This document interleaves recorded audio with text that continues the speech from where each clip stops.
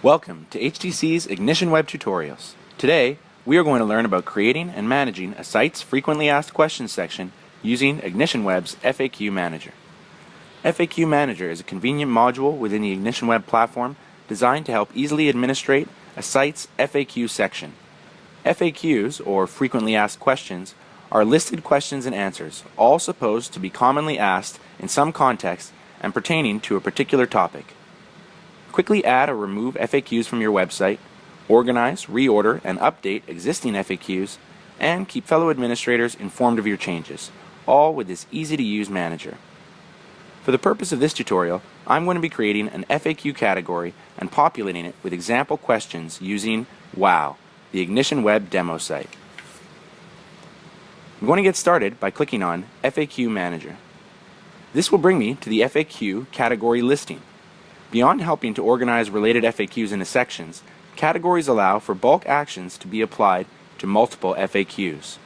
Category names could be displayed on a site's front end as headings with the related FAQs listed below. As an example, take a look at WOW's FAQ page. Before we create a category and some example FAQs, let's take a moment to understand what is displayed in the FAQ category listing. Rank allows you to order the categories displayed on the website front end. Each language is ranked independently. Categories ranked first will be displayed first in the FAQ section. Categories ranked second will appear below the first, and so on. To change an item's ranking, simply click and drag that item's ranking to the position you desire, and all item ranks will be updated accordingly. Try to rank your categories with a logical flow or in order of importance. Status indicates whether a category is activated or deactivated. An activated category will show a green box and display any active FAQs contained within on the front end of the website. A deactivated category will show a red box and none of the FAQs contained within will be displayed on the front end. The category name can be displayed as a heading above all the FAQs within that category on the website front end. Be sure to use category names that accurately describe the topic of the related questions within. Categories can be created in English or French for bilingual websites. English categories and FAQs will be displayed on the English front end, while French categories and FAQs will be displayed on the French front end. The FAQs column indicates how many FAQs are contained within each category. Actions allow you to edit, activate, and deactivate or delete existing categories. Now that we know all about the category listing, I'm going to go ahead and create a new category to add to my listing. To do this, I'll click on Create New Category. Creating a new category is easy. First, select a language preference. Next, select a name for your category. Remember to select a category name that accurately labels the questions it will contain. Next, we are going to provide a description for our category. The description is strictly for administrator reference and will not be displayed on the site's front end. Finally, determine the starting status of your category. Until you have the category populated with questions, it is best to keep it deactivated. Once you have added your questions, you can activate it from the FAQ category listing. Now that I've filled all my fields, I can click Submit. This will bring me back to the category listing where my new category will now be visible. To enter my category and start creating FAQs, I can click on the category name from within the listing. The FAQ listing contains all the FAQs within a selected category. Our example category doesn't have any FAQs yet, so I'm going to add one by clicking Add New FAQ to FAQ Manager Examples.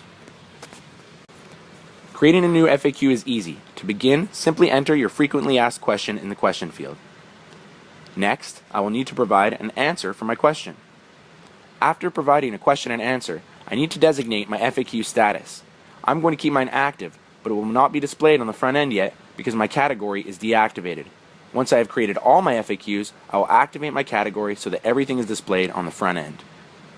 The last step for creating an FAQ is notifying your fellow administrators of the changes you're making. This helps ensure ultimate awareness for all of the administrators on your IgnitionWeb installation. I'm going to notify one of my administrators and send them an additional comment letting them know this is just an example. Now that my FAQ is ready, I can click Submit. This will bring me back to the example category FAQ listing where my new FAQ will now be listed. Notice that the FAQ we created has a yellow status. By consulting the legend, we can see that this means its parent, or category, has deactivated the FAQ. Because I chose to deactivate my example category, all the active FAQs within will have a yellow status. Once I activate my example category, this FAQ will return to a green status. I'm going to jump ahead quickly while I add another FAQ to my listing. Notice that when I have more than one FAQ listed, the rank reappears. This will allow you to order the FAQs in the same way as your categories. The Actions field will allow you to edit, activate, and deactivate, or delete your existing FAQs. Now that I've created a few FAQs to go inside my FAQ Manager Examples category, I can click on Back to Category Listing in the breadcrumb to return to the FAQ category listing. From the FAQ category listing page, I can activate my FAQ Manager Examples category. This will return the FAQs it contains to an active status also. With the category and FAQs active, we can visit the front end of WOW to confirm that everything is displayed properly. As you can see, our FAQs are now active and visible to site visitors. Now that you know how to create an FAQ using IgnitionWeb's FAQ Manager, brainstorm some questions and answers and create a helpful FAQ section for your website. Thanks for watching.